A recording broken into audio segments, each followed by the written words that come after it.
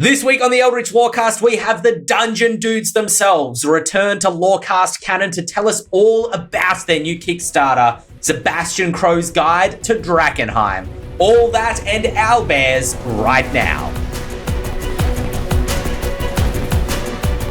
Hello everybody and welcome to this week's episode of the Eldritch Lorecast, the number one podcast in all the spheres, as is well known by this point, including the realm of Drakkenheim. When they're down in the ruins of Drakkenheim, when they're dodging the haze, trying to stop mutation from setting in, they are listening to the Eldritch Lorecast as the last vestige of hope that they might be able to crawl their way out of the ruins. My name is Ben Byrne, and I am very pleased this week to be joined by Monty Martin and Kelly McLaughlin. Thank you so much for joining me. The Dungeon Dudes themselves, of course, as well, Dael Kingsmill. As always, every week, welcome all. And Monty, I've got to ask you, first of all, can a druid wild shape into an owlbear? And follow-up question, because I'm not sure too many other people notice this, can a druid wild shape from one animal into another animal, or do they have to go back to being a druid first? So, rules as written, a druid can't wild shape into an owlbear, but I think that would be an awesome magic item,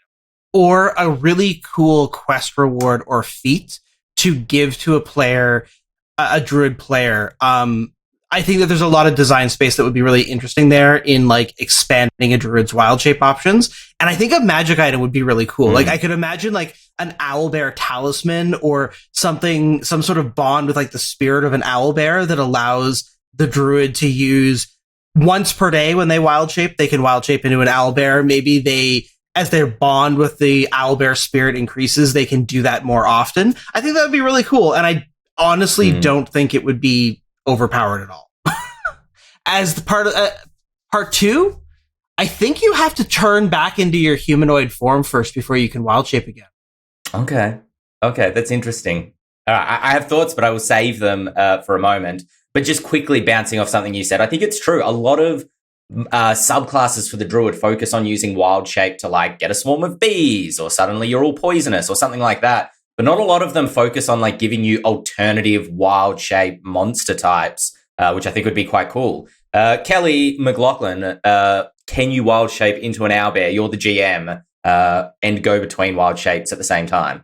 No, I think I would have said no in the past, but after my eyes have been opened to how cool it could be, if my player was like, this is really important, I really wish I could wild shape it. I wouldn't say yes if they were like, can I wild shape into whatever I want? Like, no. Sure.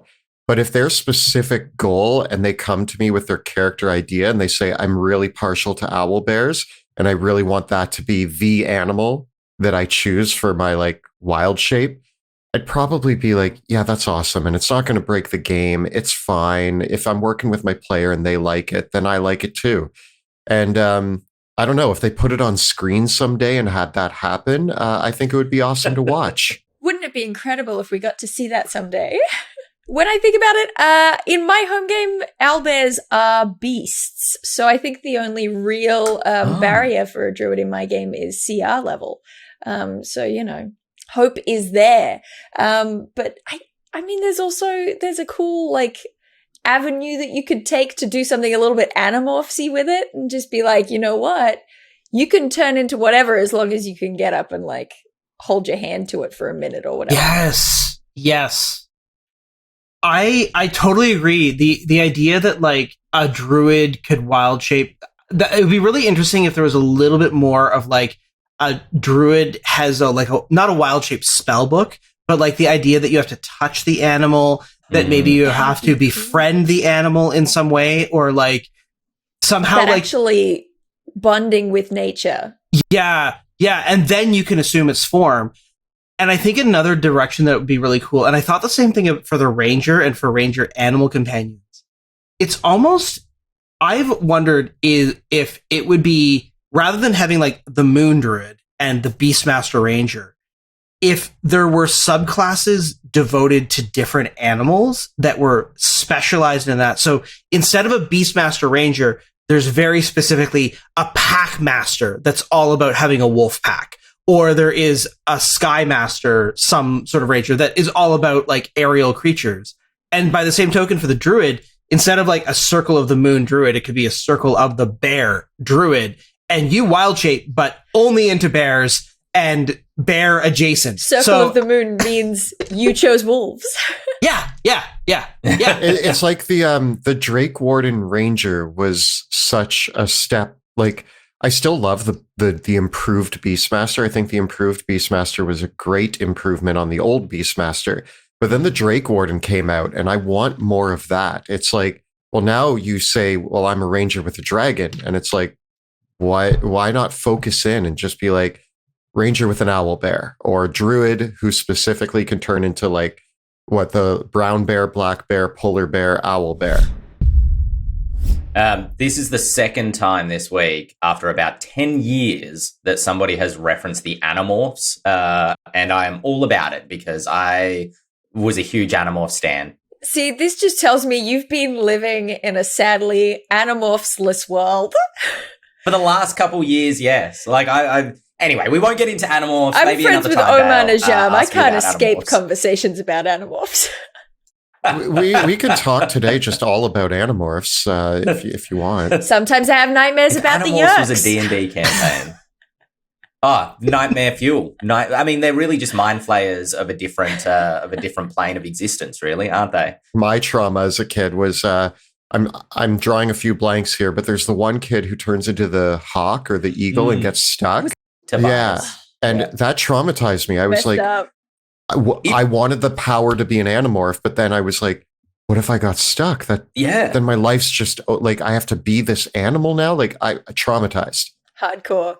The Animorphs was dark. There was a whole episode where Tobias, in hawk form, gets like tortured and it's like inside his head because it's from his perspective, talking about how like they're giving him like sensations of pleasure and then contrasting them with sensations of pain because the hawk brain is like trained to resist pain. You know, it's evolved to resist, you know, and live in the wild. But his human brain is like, the hawk brain goes away when he gets like pleasurable sensations. So it makes him feel real good and then it makes him feel real bad. And it's just like his cracking psyche over the course of this, 30, 40 page kids novel. Yeah, the books were extra dark. The TV show, bit dark. Books, yeah. Intense. I feel like I can trace my like love of dark fantasy all the way back. Kids' stories go to dark places. The book growing up, I had the Animorphs books, but right beside that, I had Goosebumps, and those were dark. Those got dark too, and those were for grade school children. I feel like maybe that's just an entire generation that just is walked through the darkness of the psyche of.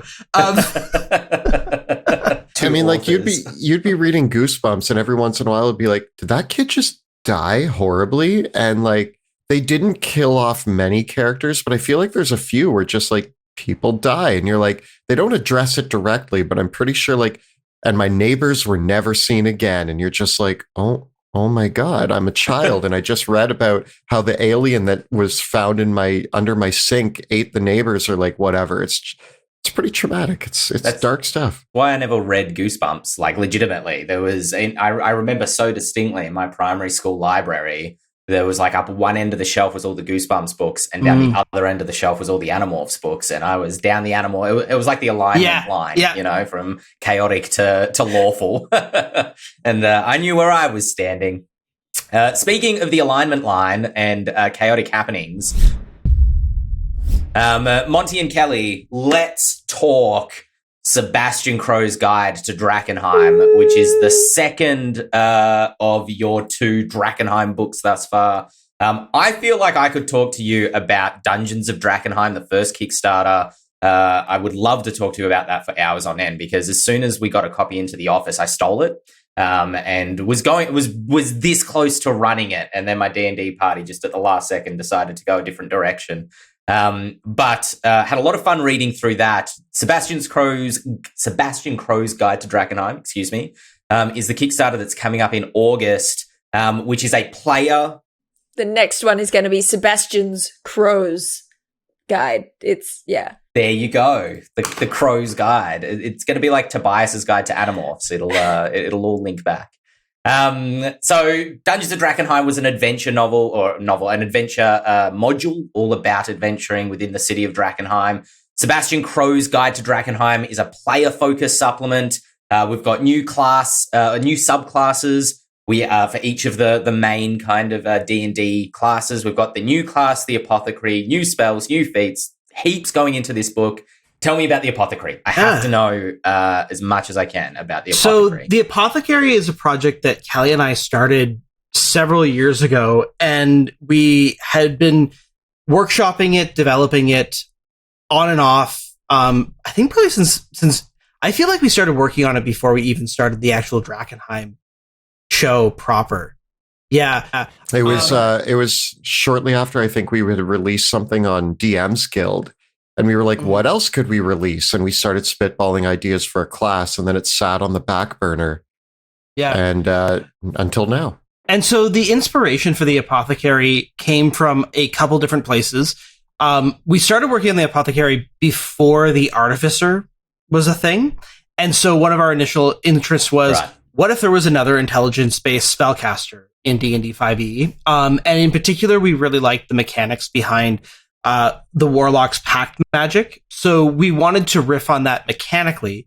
And at the same time, Kelly and I were both really interested in, we love cosmic horror. We love detective fiction. We love campy science fiction as well.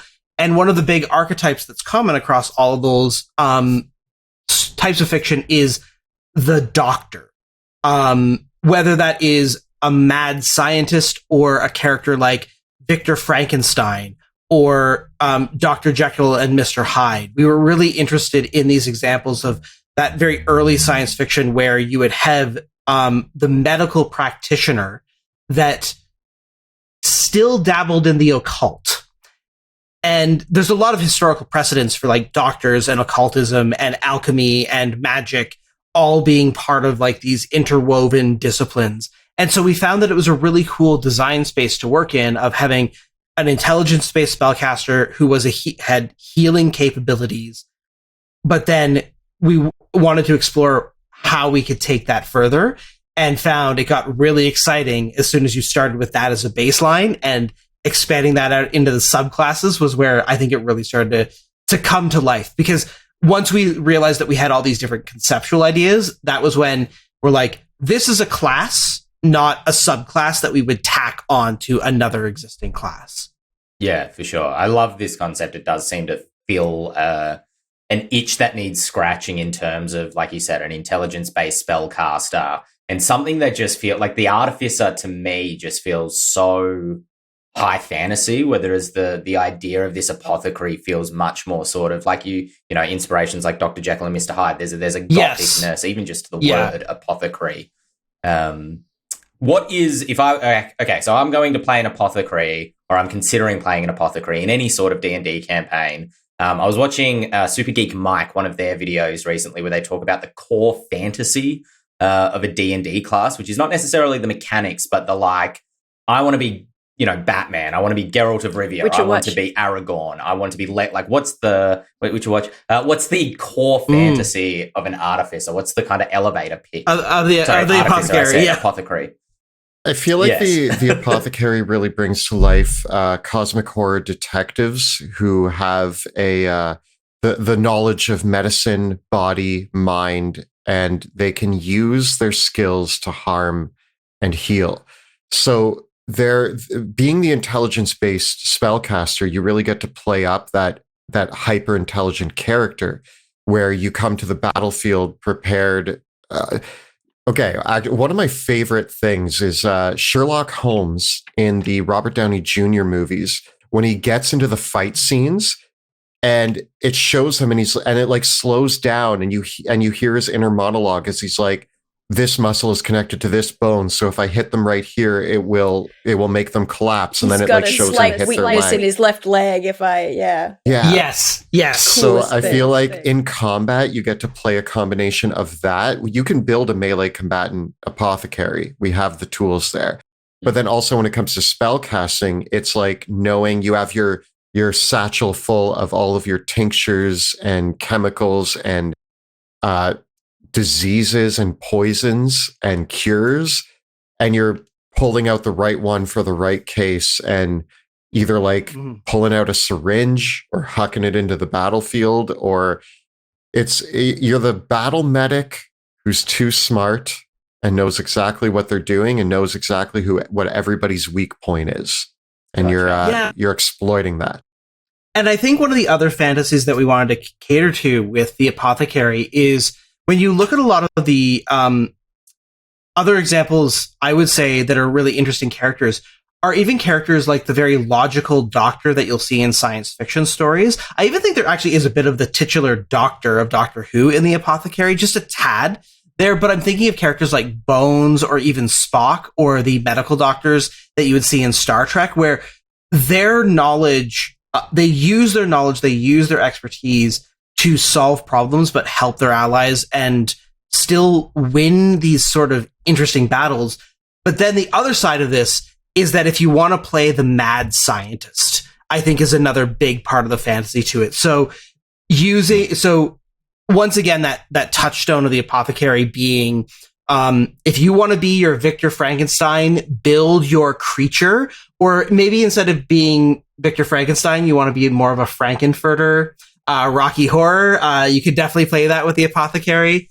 Or if you want to, one of the interesting things that we actually realized is one of our Apothecary subclasses, which is down the line, this might end up being one of our stretch goals. So hopefully we get this one in, is it is one of our core ones, the Mutagenist, which is very much your Jekyll and Hyde. You're going to drink a potion and turn into the monster. And we realized you can use this to play Bruce Banner. Yes. Yeah. Because it's very much, you get to feel like, one of the cool attributes of the Mutagenist is that when you drink your transmogrifying elixir, your strength and intelligence scores get flipped. And so you become the beast and can go from being the spellcaster to the barbarian in a very dramatic sort of fashion. That is, I was just going to say that I love hearing new mechanics, because I'd love to have a conversation a little bit later on about like designing new classes and finding interesting new ways to represent the core fantasy through mechanics, and flipping ability scores is just, that's so elegant, and yet does exactly what you want it to do in terms of like swapping from one sort of style of play to another within the same character. Sorry, I just wanted to compliment you both. Go ahead. I just wanted to bring this up while we're naming characters that inspired the Apothecary. I'm a huge fan of the show Fringe, or was when it was airing. And for me, Walter Bishop, if you know the character of Walter Bishop, he was kind of the older doctor who was playing too much with like powers beyond his control. But he was a bit of a mad scientist in his own right. But I thought he was so well done. It was portrayed by John Noble, who you might know from Lord of the Rings as Denethor. So that he was phenomenal in that role, but just such a good doctor character. And we mentioned the Mutagenist. The other two subclasses that we're going to be, there's hopefully going to be some stretch goals subclasses, but we're also doing the Pathogenist, and I believe it's the Reanimator. The Reanimator, yeah. Another, I can't believe I forgot her. I was just going to say the other character that is a huge inspiration is Dana Scully from the X-Files. Oh, of course. Yeah. Yes. A huge, like probably like the most mundane, but like, what if Dana Scully actually had some magic powers in addition to all of her medical expertise? So that kind of idea that you can be the investigator, but like Dana Scully gets in there and she does the autopsies. She is an MD, right? So we wanted to really capture that sort of character as well. Yeah.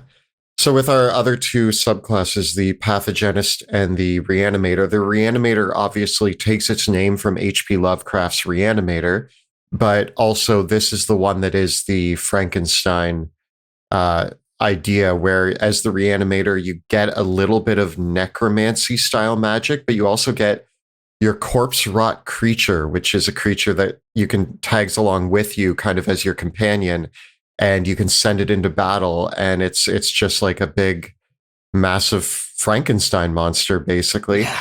And then with the Pathogenist, you really hone in on, originally it was going to be the Plague Doctor, but we thought that the Plague Doctor was overused. And Sure. the Plague Doctor instills a very specific image where we wanted this to feel more open-ended. So if you wanted to play a Plague Doctor, you're going to be going with the Pathogenist, but also the Pathogenist doesn't need to feel like a Plague Doctor, but they're very much the master of diseases and poisons, and they have ways. The Apothecary gets access to a lot of poison and disease-based spells, but the Pathogenist has tools to add variants to their poison and disease-based spells to make them more deadly in combat. See, I was going to say, one of the things that I think is a sign of a really well-designed class or subclass is the ability to just pick anywhere along the scale from silliness to serious and play something good. You know what I mean? Like we're talking about being able to be like fully comic book, go with the Hulk, but also on the other end be like a super dark and gritty Plague Doctor. You know, like I think that is genuinely one of the tests for any new class is, can you also be silly? Can you also be serious? Yes. Well, I've already showed some of these subclasses to my partner, and she loved the Mutagenist. And right away, I'm picturing the Incredible Hulk or Dr. Jekyll, Mr. Hyde. And she's like, I'm playing a 4-foot-tall tiefling girl scientist who's all cutesy, has pigtails, and then she drinks her potion and turns into a giant monster and rips people apart on the battlefield. And I'm like, I love that. That's so good. Like, great. I love miniatures so much. And the thing that has me super excited for this Kickstarter, speaking of the Apothecary, is that it has been revealed to me, and I have not seen this with my own eyes, but I've been told about it, is the Apothecary box, basically, which to my understanding, and the two of you might be able to correct me on this, is that it comes with like kind of a male and female base Apothecary mini that is adjustable in terms of like has different arms or tools and different things that can be given to it, so that you can choose between the Mutagenist, the Reanimator, and the Pathogenist. Sorry, I was going to say Pathologist. That's something different. So you can choose between those when you construct your miniature, but it also includes 2 other miniatures in the box, which is the hulked up version of the, correct me if I'm wrong, the Mutagenist, and it has the flesh creature that follows around the Reanimator. Yeah. So you kind of get everything you need in that box to build not 1, but 2 apothecaries of 2 different subclasses. Yeah, so the goal with the Apothecary minis was to cover as many bases as we could with as few minis as possible. So having the male female representation, as well as the ability to kind of customize your tool set, what the character is carrying or holding. And if you do decide to go with one of the subclasses that has the alternate aspect to it, such as transforming, I believe they're trying to make the Mutagenist hulked out version, I mean, it's so muscly and crazy that it's gender neutral, is kind of the idea I think they're going with, that like it doesn't matter what it once was, it's now just a hulking massive muscles.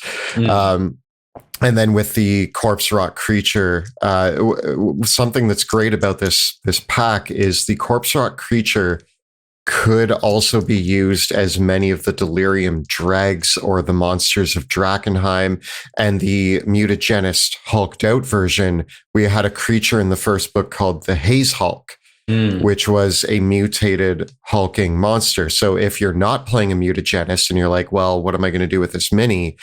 There's a lot of monsters that fit the bill. So we tried to make it really precise that like, I'm playing an Apothecary, I have the mini I need.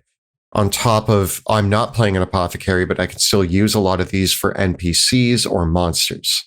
Yeah, I get so excited about mini kits. I've got the Grim Hollow ones just behind me, and I love like the interchangeability is what gets me so excited. Not just because it's like, oh, I have the option about what subclass I want to make my specific mini and make it feel like my character, but as someone who's also into like wargaming and miniatures in general, I'll pull bits from like, GW. I'll pull bits from like a CMON, board game.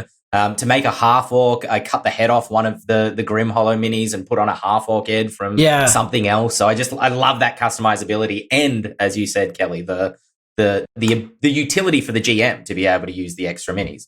Yeah, I really hope that we had a lot of fun brainstorming all the different accessories and bits of gear that you can slap on to the apothecaries. So we want, because especially one of the things that we found when we were brainstorming the art direction with the apothecary is they have very iconic pieces of equipment that were really important to distinguish them. So kind of the symbolic piece of equipment for the apothecary is the syringe, right? And so you don't see a piece like that in a lot of D&D miniatures. It's a very, very specialized sort of thing. So we wanted to make sure that those kind of unique pieces of equipment were reflected in what you could choose for the options for putting the characters together.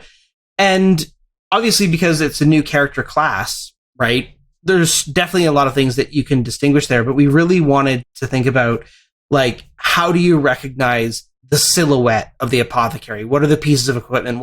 How do they dress? What do they wear? Like, what makes them instantly recognizable? In the same way that, like, many of us, we can look at an image of a fighter and a paladin and a barbarian. You can look at artwork and you can like, that one's the paladin, that one's the barbarian, that one's the fighter. Often just because of those things. And many times when you look at miniatures, you want to be able to have that as well. Of course, there's crossover. Like if you have plate armored person with a shield and a sword, is it a fighter or is it a paladin? You can go either way. And of course, a lot of your spellcaster miniatures, your warlock miniatures, probably even your artificer miniatures would make a great figure for an apothecary, but we wanted to have something unique that kind of set the standard right out the gate. You're 100% right, though. I mean, the D&D trailer that you haven't watched yet, there's a character who I was like, that's a paladin, even though it should be You know more what did difficult catch to me tell. off guard, though, is it took me until the final scene to realize that our main character was a bard. I thought he was a rogue the whole time. Because it was like they were hiding the lute, the violin. Yeah, when they called the movie Honor Among Thieves, I was like, oh, so he's a rogue. And then at the end, they're like, and I play the lute, and it shows him like dancing and playing. And I was like, okay, now I get it. But that's another thing is like certain bards kind of look like rogues, and it's just going to happen. But yeah, usually you can identify it pretty accurately. Yeah, because we definitely are in the era where reflavoring is the ultimate cheat code for all of D&D. Like, I feel like across role-playing games, that has been something that so many communities and so many groups of players are willing to embrace, the idea that just because the mechanics say this is that, doesn't mean that you have to play it that way. On the counterpoint to that is that oftentimes it feels really good to have your mechanics and your ideas gelling together that makes you feel like you are that, or that you are embodying that. One of the things that we talked about, like a conceptual silhouette. Yeah, like one of the things that I've said in many of our, we've had this ongoing debate about 2-weapon fighting.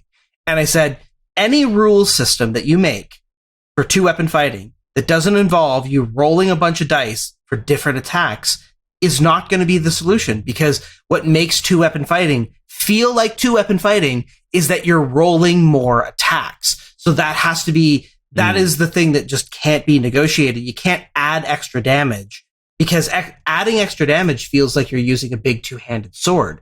Doesn't feel like you're making a bunch of fast stabs. And so it's those little touches, those little subtle things in the mechanics that I think create that feeling that supports your imagination while you're playing. And it's a subtle thing. I think it's a thing that we often take for granted. But when the mechanics of the game actually support your imagination, that's when you're cooking with gas. Well, I've tried to build Iron Fist a couple times in D&D by mixing a paladin with a monk. Not the most original. I obviously didn't originate that idea. Of but all characters, you're like, I want to be Iron Fist? I just thought it was like super cool. No, comic book is fine. We can do the comic book version. But that's really hard to pull off. Iron Fist is really hard to pull off with the punch feel, because monks use dex, paladins need strength. I think monks need wisdom as well, but paladins use charisma. And so they're really hard to multi-class. Doing I've had someone who played a warlock, I think divine, so the celestial pact, with a pact weapon, and the pact weapon was meant to represent them basically Goku style powering up and using their Iron Fist. But even that didn't feel, it didn't quite hit the conceptual silhouette that we're going for. So I think you're right. There is I'm trademarking that term. You should. I was just like Dael again with the expert terms. There was another aspect of the book I wanted to talk about, was the feats, which to my understanding are very tool focused. So sort of bringing the tools back, which beyond Tinker's tools, which seems to be a catch-all for anything constructing. Tinker's tools, maybe Forge tools, Thieves tools, and Alchemist supplies. Everything else, nobody's using, chef's utensils or whatever it happens to be. So I respect the idea of bringing tools kind of back into the game. Tell me about those. How do they function? As much as you're able to. So what I'll say about the tool feats is this was an early idea that actually is something that's bothered me in D&D 5e since I got into it. Is you always make your character and you end up looking down at your character sheet and you're like, nice, I'm proficient in these tool sets. And then through your campaign, they never come up. And if they do come up, it's because the DM's like, all right, you have some downtime. Maybe you should all look at your tool proficiencies and tell me what you would like to do with them. And you really have to work to make them matter. And what I've noticed is in Dungeons & Dragons 5th edition, unless the DM is doing extra work, which DMs don't love doing extra work. We're doing a lot of work already. So again, talking about the mechanics helping the fantasy, we wanted to make a way that you could add a mechanical element to your tool proficiency that basically said in simple terms, hey, during a short rest or a long rest, you get to roll some dice, you get to do some things because you're proficient in this tool. You get to do something that helps you or your teammates in impactful ways, rather than I have downtime. I use my smith tools to work to build a sword for the smith and I make 10 gold and then you're on your way. Instead, you can, if you're proficient in smith's tools and you get the chance to take the feat and you want to, we made a feat that basically lets you empower a weapon for a certain period of time. So you can turn a blade or some sort of weapon into a +1 weapon. And then as you get higher levels, I think I might need to go back and read what I actually wrote for this, but I think you can eventually do +2. I think it's half your proficiency bonus. So as you level up, you can increase a weapon by half your proficiency bonus as a bonus to the rolls for that weapon. So it really makes the smith tools useful. And you can be like, yeah, I'm a smith and I have my portable smith tools. So when we camp out, I can take the fighter's sword, hammer on it, sharpen it, get it ready for battle for the next day. And you do one weapon at a time like this. Once you do it again, the old one wears off. So that way you can't just sharpen everybody's blade by taking a bunch of rest, but it's still really mechanical way to bring that tool into a more efficient and practical use at the table. And we even say in the book, these are feats that you can feel free to let your players take, or we also encourage you to reward them to players who spend downtime working with their tools. As if they've perfected their ability with those tools. It's give them one of these feats. Let them feel like they're using it at the table in a meaningful way. Yeah, so we created several new toolkits for the book, such as the Vampire's Hunter's Case and the Cosmologist tools. So the new tools that you could choose as your proficiencies. And then the way the tool feats work is we've grouped them together in some cases. So there are certain feats like the Expert Weaponsmith feat that it's just for Smith's tools. But then our Armorsmith feat, we thought, oh, well, this could work for Smith's tools or leather workers' tools. So some of the tool feats are more open-ended and allow for characters with different tool proficiencies to use them with a feat. And they all basically give you some sort of thing that you can do during your adventures to make you feel like you're actually making use of your tools. My kind of favorite one is when we made the investigators kit, which is again basically like your detective toolbox, like when you want to bust out your Sherlock Holmes searching things around. We made our investigative mind feat, and we really struggled with this one because Kelly came to me as like, I love playing an investigative character, but sometimes for me it's hard to think about how to be an investigator and how to really play that character that might be way smarter than I am.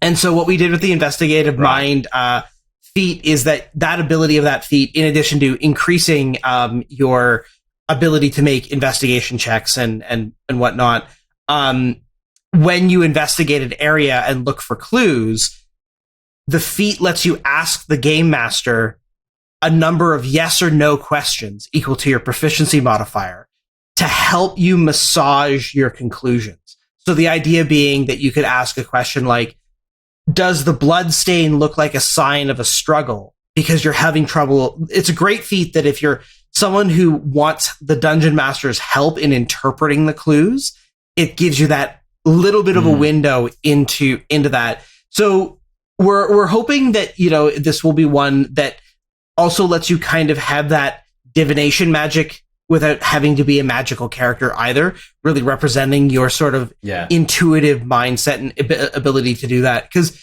definitely investigation is one of those harder skills and tools, and mysteries are really hard to represent in D&D. So we really hope that these tool feats give characters a lot more options for doing those sorts of things in play. No, that sounds fantastic. Just last night, I was, kind of, I think probably similar to like charisma checks, right? Yeah. In terms of people complain about charisma checks or feel that they don't quite, I don't want to say complain, but they don't feel they quite live up to what they're meant to do, because often they can just hinge on either the DM deciding whether you're convincing enough or not, just in your general argument, or hinge on a roll, right? Like a single roll. Did you convince them yes or no? And just last night, I was like writing about a dungeon, and I was like, all right, well, there's going to be a hidden door in here. So I guess they just walk in. I vaguely describe there might be something more to this room that immediately meets the eye. They roll an investigation check, yes or no, they find the hidden door, and that's not particularly satisfying. That just feels like you rolled a dice and how lucky you were determined whether you got the answer. Whereas I quite like what you're describing in terms of making investigation feel like investigating something. The player is making choices and asking questions and being involved in puzzling out what's happening, rather than just having the GM decide like, oh yeah, no, you succeeded, so this is what you know. It also feels nicely active, because I love the sort of gumshoe system concept of you just get the information because you have that skill and you would notice this thing. But it does feel very, it's like you're taking a little bit of a backseat as you walk in, and the GM just tells you notice this, this, and this. So I really like that idea of like, you do just get that information, but if you ask about it. And so our idea with the yes or no thing was that deduction is often about sorting. There's that Sherlock Holmes quote that is, once you have ruled out the impossible, you are left with the truth. I think it's something to that effect. It's like, you have to rule out the impossible. Yeah. Once you've ruled out the impossible, whatever left is, no matter how improbable, must be the truth. Yes, yeah. And so we wanted to capture that idea that like the player can ask that sort of like, is my conclusion correct? But it's still on the player to ask, like, to figure out what the question has to be. So we've had a lot of success with it in our little bit of playtesting so far. The really exciting part about the process of doing this next book is that our backers will get to be part of that playtesting process and get to give us lots of feedback on how all these new subclasses, the Apothecary, and all these things work in actual play. So we're really hopeful that after the Kickstarter project, we'll be able to get the mechanical stuff into backers' hands really early, so that we can get a nice period of playtesting, get that really good feedback from our community, and figure out find the right balance. Like in a lot of places in our current draft of the manuscript, we have all of the damage numbers and all of the areas where like there's a damage number, a proficiency bonus, or a number. They're all highlighted so that we can come back to it and be like, let's pull this number down. Let's pull this number down. Let's pull this one down. I think at one point when we got back feedback from the editor, our editor was like, "You guys realize that the way that you wrote the mutagenist makes them unkillable, right?" So.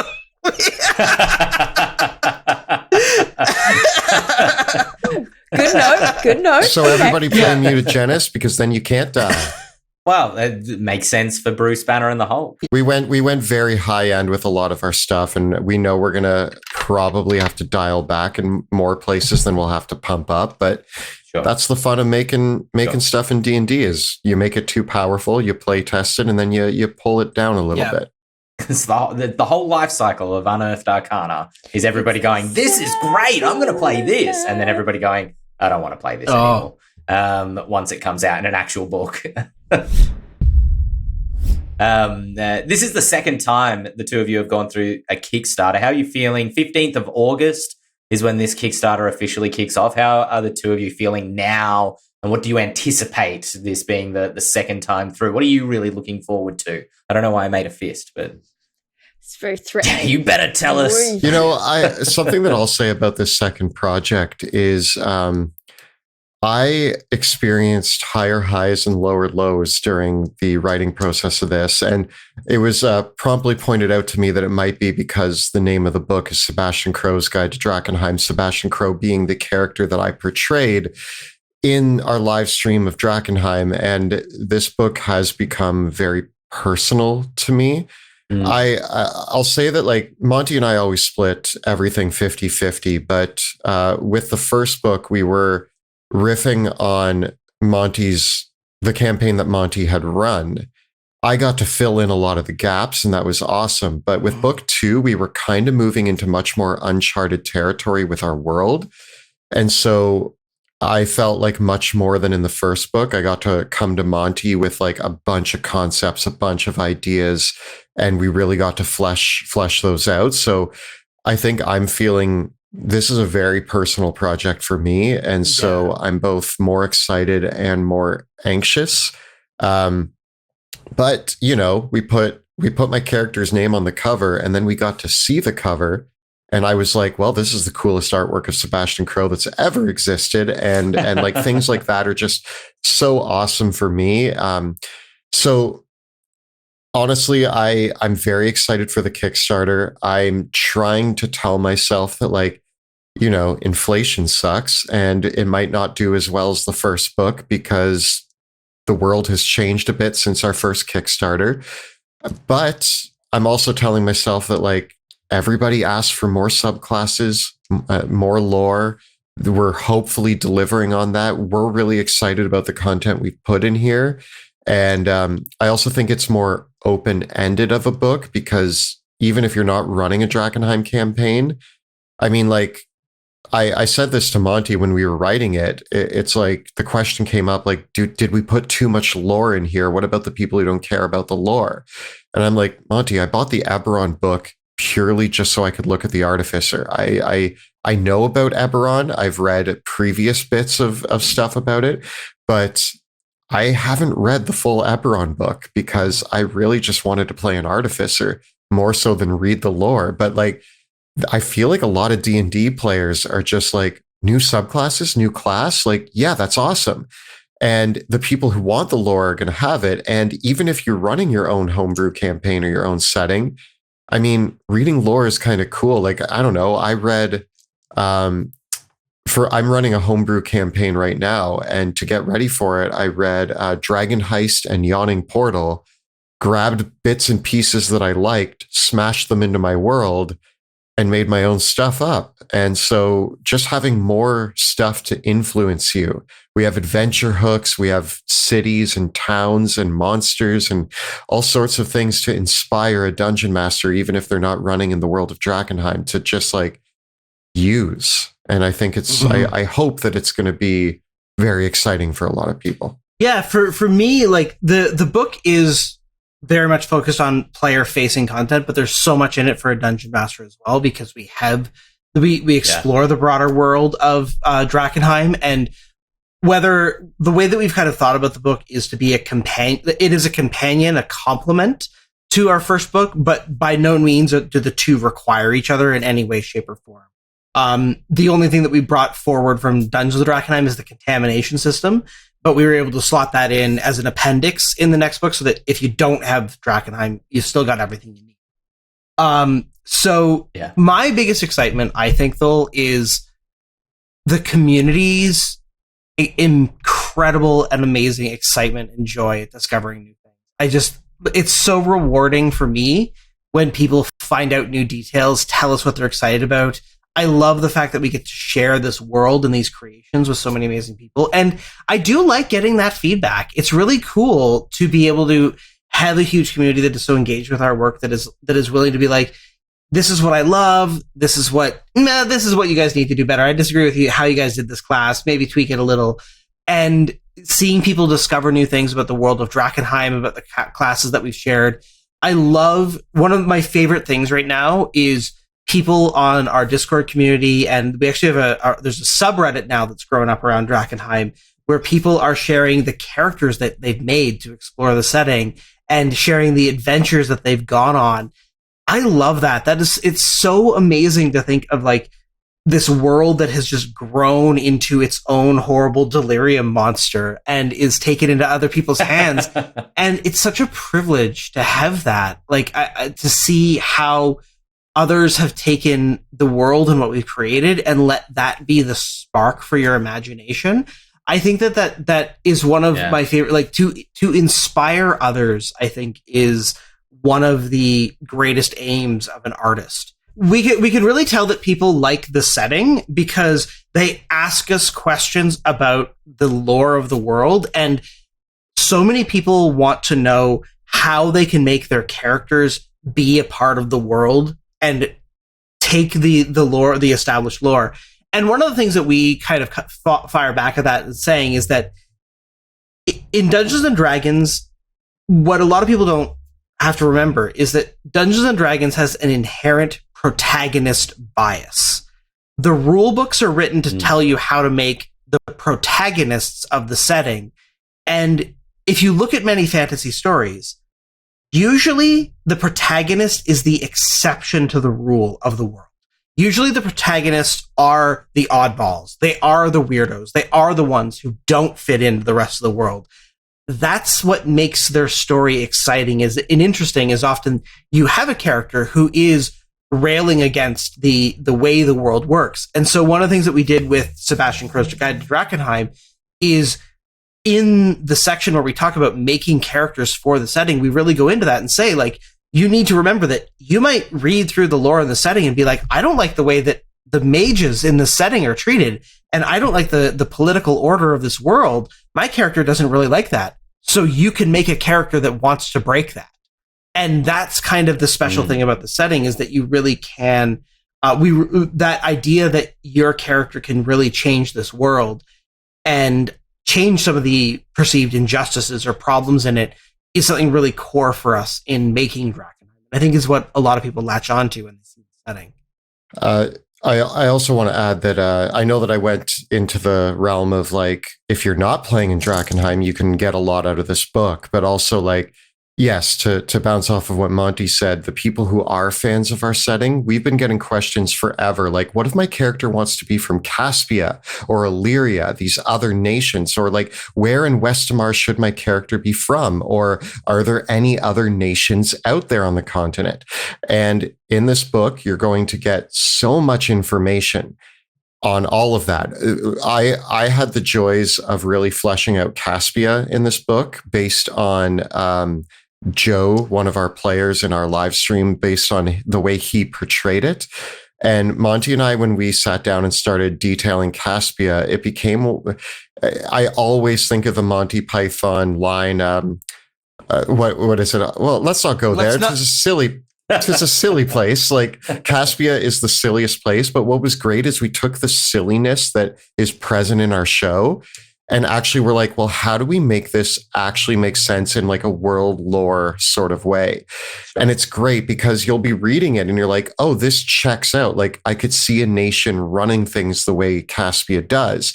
But at the same time, it's like, wow, they just keep fighting each other to prove who has bigger muscles. And that's ridiculous. And I think I've shared this before in other places, but probably just as a little tidbit, one of my favorite tiny stories of Caspia, just to give you an idea on the type of place it is a war that we detail called the War of the Skulls. And the War of the Skulls is when two separate Caspian houses united to fight a hydra that was on the border of both of their realms. They couldn't agree on which household would get 4 skulls and which house would get 5 or 4 to adorn their great halls. And so, as appropriate, the resulting war lasted 9 years. Yeah.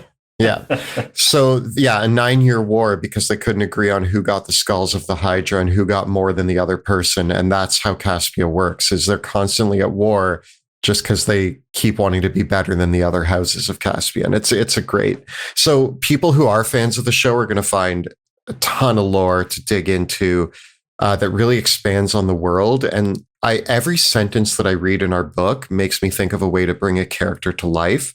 And I'm really excited for people to be like, I want to play a character from Caspia. Well, now the question is, which Caspian house, what family did you belong to? Were you part of the Scale Breakers, or were you like, what was your journey through becoming a hero of Caspia? And what does that mean for your character? And really, people are going to be able to use this book to inspire either adventures or characters in really great ways. There is another character or creature, however you want to define them, also on the cover. Dael, I was whispering there is another like Yoda. It's really important. I believe they've shown up in the show, Monty. Am I correct? The Duchess is also featured on the cover of Sebastian Crowe's Guide to Drakkenheim. Yes, in a slightly non-canonical appearance, Sebastian Crowe appears in battle against the Duchess, which the Duchess was a character that was hinted at in the first season of our live stream in Dungeons of Drakkenheim, and was not encountered by the players until later. And so the Duchess actually ended up in our universe having 2 stories. One where the Duchess can be encountered by player characters exploring Drakkenheim. But in our live play, the Duchess was never encountered while she was still in the city of Drakkenheim. And so she ended up swimming for the coast by the river, taking the river out of Drakkenheim and going to the coast where she started her own plans. And that formed an adventure arc. And so we decided to, the Duchess was one of the characters that we really wanted to make a miniature of in the first Kickstarter. We really wanted to bring her into a bigger role because she, by the time Dungeons of Drakkenheim had come out as a book, the Duchess had been part of a really important character arc in the second season of our show. So we kind of got to, bring the elements of the Duchess's story that happened in Shadows of Drakkenheim and put those pieces into this book where we're kind of giving her quite the glow up. For people who want to kind of recreate the expansion of the original Drakkenheim campaign that we've done on our show, there's enough in this book that you should be able to do that. And hopefully we'll hit some stretch goals where we can have some more to help you out with that.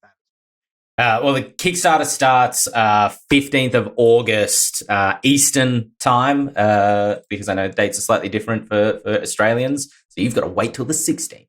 But yes, 15th of August Eastern time is when the Kickstarter goes live. There'll be a link in the show notes. Whether you're listening to this on iTunes or some other place, there'll still be a link in the show notes, which will take you to the Kickstarter page. Even ahead of the 15th of August, you can sign up, get updates about when it's going live. If you want to have your ear to the ground, Sebastian Crowe's Guide to Drakkenheim, 15th of August. Have I pulled off the Owlbear quite good? Yeah. The late night show host. Having not seen it, but having heard everyone describe it, tell me the plot of the Dungeons and Dragons movie based on what others have described.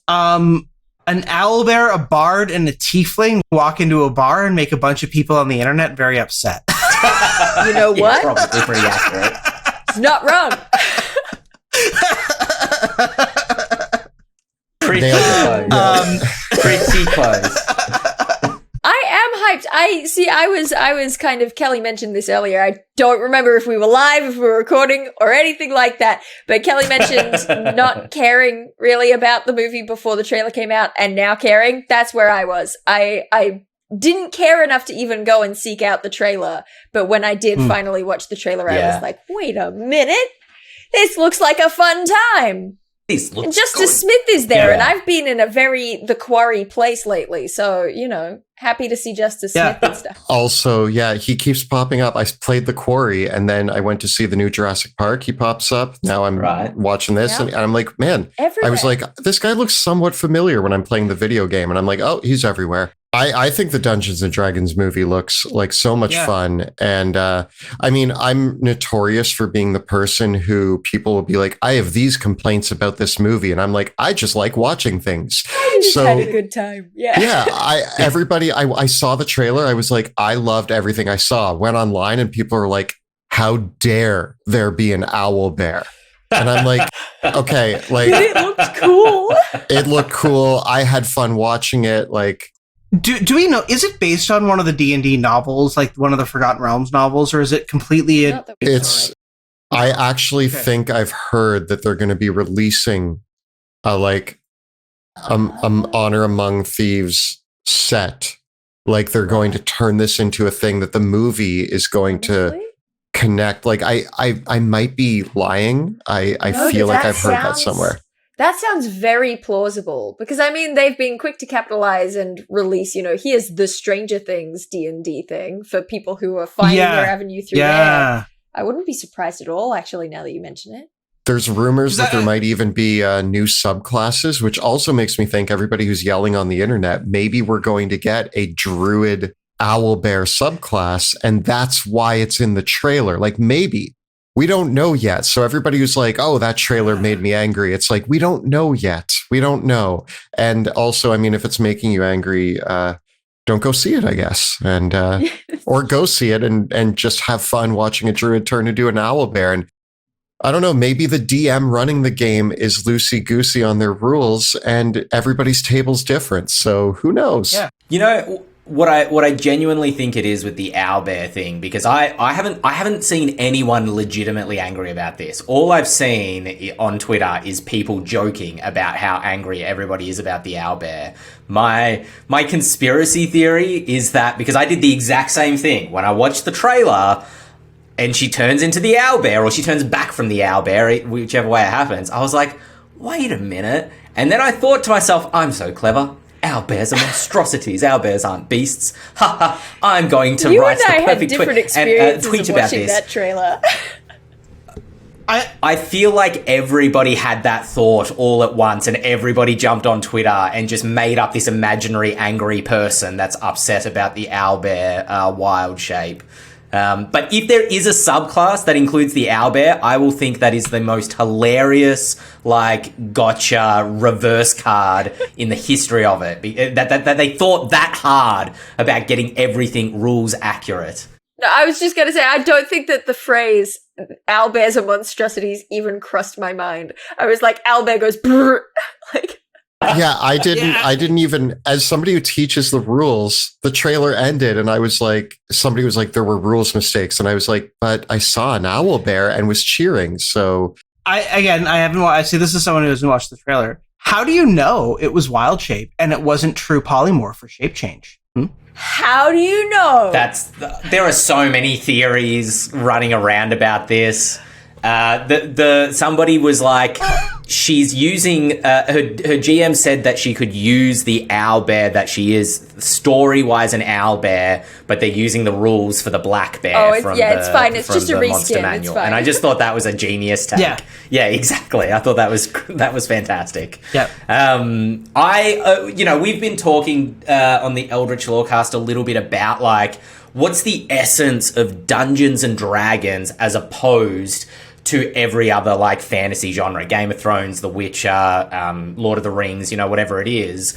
And I was struggling to imagine what this movie was going to be like off previous discussions, whether they'd have a framing device about people playing the game, whether they would, what the tone would be, tongue-in-cheek or like super serious, like the fantasy is serious, blah, blah, blah.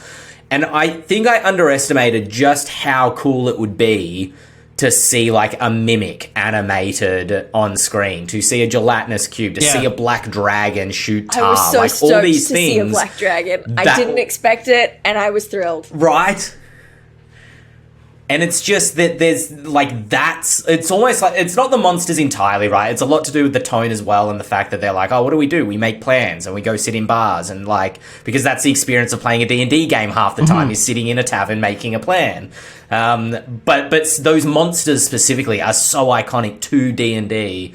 I would have lost my mind if they had a beholder show up on screen. Sorry, Monty, we're just spoiling this whole thing. Okay, something that I started thinking about after watching the trailer that I actually think is really important is the main characters do not take themselves seriously by the looks of the trailer, but the plot line and the things happening around them do take themselves seriously, which feels exactly like a D&D game. There's like wizards of Thay, and they're looking really evil, and they're teleporting around doing terrible things. And then all of a sudden somebody says a dumb one-liner and runs into battle. And you're like, that's the barbarian. And it's just like, it's almost the same way that I say that one of the best movies that represents D&D is actually Guardians of the Galaxy, because it feels like a group of players playing D&D, whereas like, it's like terrible things are happening, but you're cracking jokes and just blowing things up and fumbling your way through it. But that's exactly the essence of a D&D game. And so watching the trailer, it was like, I know the monsters, the spells, the locations, but also the party is a bit goofy and a bit like fumbly. And that feels right to me. Yeah, even the throwaway little exchange of, what do you do? I make plans. Okay, but then you've already made the plan. So, when the plan goes wrong, I make another plan. They're like, so you make plans that don't work? That is D&D. You make plans that don't work. Like 100%. If I play a bard, it's, Chris Pine is bringing my bard to life. Like he's bringing the bard to life, and it looks just, it's perfect. Yeah, those final frames it just absolutely killed me. Especially, they were talking in the Twitch chat earlier about how, because I think maybe Dael or Kelly mentioned it, you don't see the loot until, or if you do, maybe your brain just kind of like thinks it's the hilt of a sword or something over his shoulder. I'll admit it right now. That's who I am. But yeah, it's like you get a little glimpse of it at the bottom of a frame at some point and over his shoulder at some point, but it's not like they don't draw attention to it until the very end. All right, let us not tarry any longer in these merry moments. Just got Shakespearean for a moment there. That is all we have time for this week. That is more than we have time for this week on the Eldritch Lorecast. If you have questions for us, if we play us, exactly. Think on this. If you have questions for us, if you want to get in touch with the Eldritch Lorecast podcast at ghostfiregaming.com, we can get your questions and put them to the panel and we will discuss them. What did you think of the D&D movie trailer, the recent one, not the old one? And of course, spread the word of the Eldritch Lorecast far and wide. Become a bard and sing the praises from the rooftops, because that is how we spread the word, get out to more people. Monty and Kelly, thank you so much for joining us this week on the Eldritch Lorecast. I really appreciate you giving more of your time than we originally asked for. So it was our thank you so pleasure. much. Thank you for We having love us. being here. My name's Ben Byrne here with Dael Kingsmill, Monty Martin, Kelly McLaughlin. Everybody have a good night, good day, wherever you are, and we will see you next week.